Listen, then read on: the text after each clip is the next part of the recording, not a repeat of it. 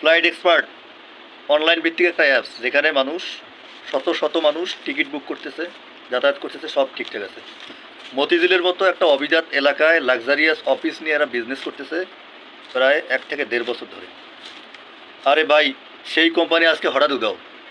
এটা আজব দেশ না? একটা বিশ্বস্ত প্রতিষ্ঠান, একটা প্রতিষ্ঠান 1 থেকে 1.5 বছর, 1.5 বছরের মধ্যে মানুষকে কত ধরনের সুযোগ সুবিধা দিয়ে এরা মোটামুটি একটা আলোচনায় চলে আসলো।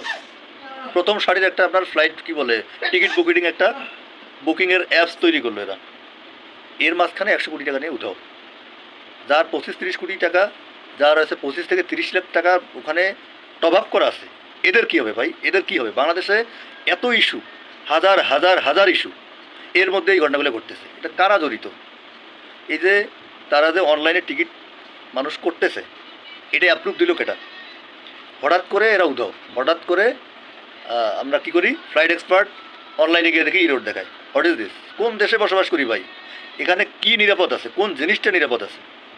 মানুষ এভাবে নিঃস্ব হয়ে যাচ্ছে, মানুষের মানে কোনো কিছুই নাই, আজব আজব সব কিছু।